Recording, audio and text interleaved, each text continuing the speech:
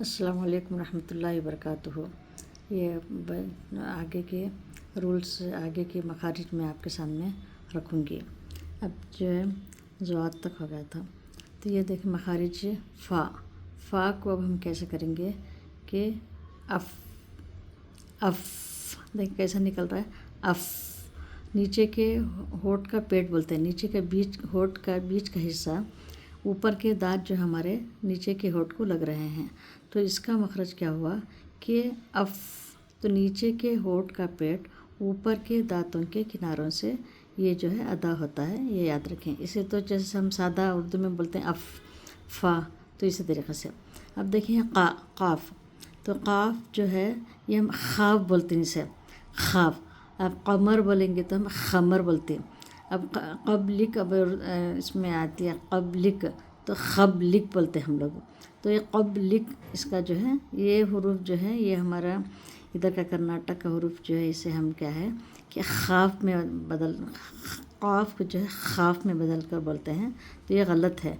तो इसकी अदायगी का तरीक़ा क्या है, जो हमारी ज़बान के ऊपर अंदर पड़जीब है, छोटा कौवा जिसे बोलते हैं, तो कौवा जो है पड़जीब जो है उन्हें दबना, वो दबेगा तो ये चीज़ जो है नीचे दबेगा, तो ये इसकी अदायगी होगी।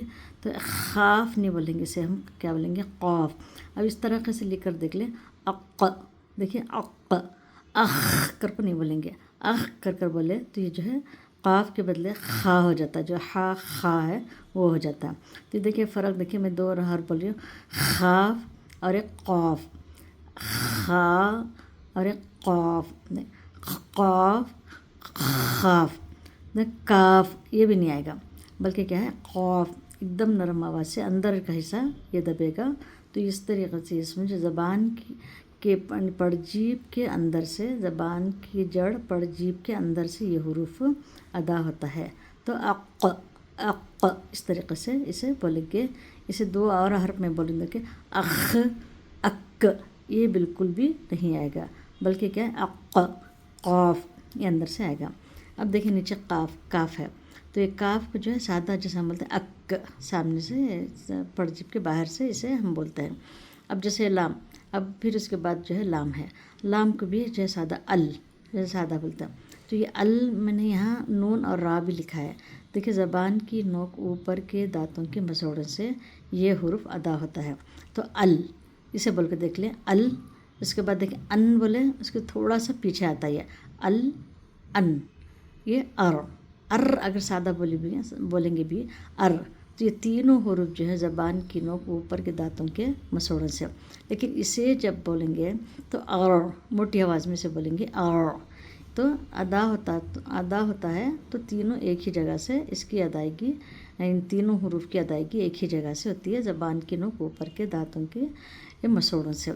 अब देखिए नून, ये तो नून अन, देखिए अन, अल, अन, और, तो इस तरीक़े से। अब ये देखिए लास्ट का हर्फ है हा, इसे हम देखें ये, इसे हमेशा याद रखें, ये हमज़ा को जो हमेशा झटके से पढ़ेंगे, ऐसा नहीं पढ़ेंगे नरम आवाज़ से, एकदम इसे इह दिन सिरातल, इह दिन सिरातल, ऐसा नहीं आएगा इह, इसमें ये ज़बर है लेकिन मैं ज़ेर लगा कर पढ़ रही हूँ, इस तरीक़े से ये दो हुरूफ जो हैं आखिरी हलक़ से निकलते हैं। जैसे हमने कहा था कि हुरूफ हल्क़ी 6 हैं। देखिए आइन हा, गैन, ख, हमज़ा, हा। ये आइन हा जो है बीच हलक़ से आइन हा एकदम दबाकर हम यहाँ हलक़ को दबाकर बोलेंगे आइन हा।